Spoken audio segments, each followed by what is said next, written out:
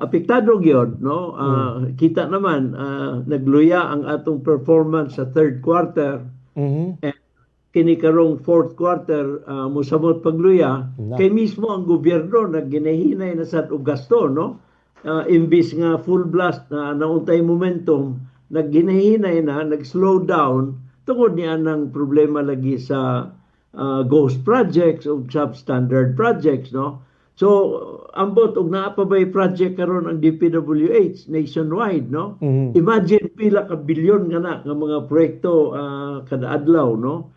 Anyway, so pahuway sa diha na ang DPWH ra ba ang atong pinaka-ehensya sa gobyerno nga mag-implement sa infrastructure projects, no?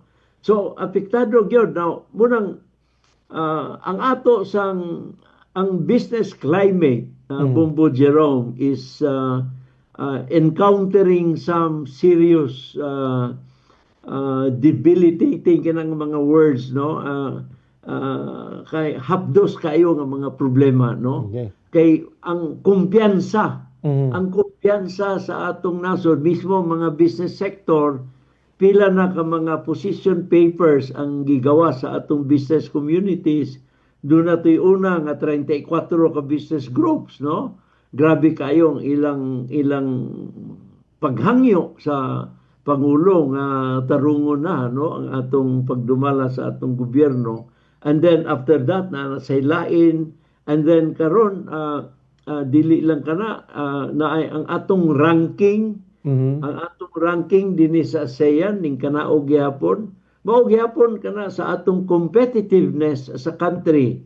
And then of course Bumbo Jerome, ang bikil gid diha is as our reputation, ang atong kredibilidad na apektuhan, mas daghan na dayon ang mulikay, no? In the meantime, tuwa sila sa Thailand, tuwa Wala. sila sa Vietnam, tuwa sila sa uban na atong mga silingan dinhi sa ASEAN. And kita, in the meantime, people, investors are shying away from us, no? Mo na nga importante gid kaayo kining advokasya. Ako ampo gid ko nga kining mahiya naman kayo ni President BBM nga unta tininuod gining iya, dili lang unsa tininuod gyud. I hope nga iya nang giabot na gid siya una-una nga unom ka tuig man ang iyang termino isip presidente, no? Mhm. Di man gyud wala na may re-election, and then di man mahimo nga mag-declare og martial law, and then di sad mahimo nga ma-perpetuate niya ang iyang. So unom ka tuig ra man gyud, so by 2028 mo kanaog gid siya.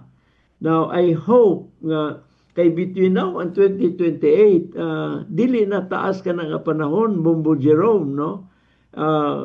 So pero naa pay mahimo si President BBM nga dili siya mahikalimtan sa katawhan for many decades, no? Kung iyang matulid kining atong pagpadagan sa gobyerno. I am hopeful kung mao kana ang iyang sole agenda, naapay tsansa nga mabalik kita sa kanang gitawag nga tarong dalan, no? Mhm. And I'm sure he will be remembered, and naapay tsansa nga ma-redeem niya, Bumbo Jerome, ang ngalan sa pamilya. Now, of course, wala ko malipay itong gisulti ni Senator Amy, no? Lisod kayo, imaginon, Bumbo Jerome, nga ang relasyon sa pamilya maguba tungod lang sa politika, no? And then abot sa ang inana nga forum nga grabe kayong pag-atake sa usa ka igsoon. Lisod gi kayo, ako medyo gyud na ako ato nakurat ako niadto nga how I wish nga wala unta to mahitabo, no? Kay sakit kayo now. And anyway, I hope na realize Senator Amy nga dili to maayo ang iyang gibuhat. Okay. Mayon, lastly, di ka na kulanganon, but ang imo na lang mga pahimangno po, ngadto sa atong mga kaigsunan, mga katawan, no, kay taliwa, tungod din usa na po kada kong rally karong katapusan do pitsa 30 ang gikasa sa atong mga rallyista, Mayor. Lagi pohon ubang ko diha Bumbo Oy, Jerome sa okay. rally. Pareho atong sa September 21, no.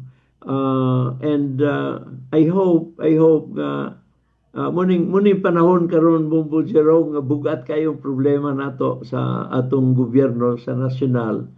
Now kinahanglan gid kayong kuanta, no, sa lokal. Mhm. Palig-unon nato ang atong lokal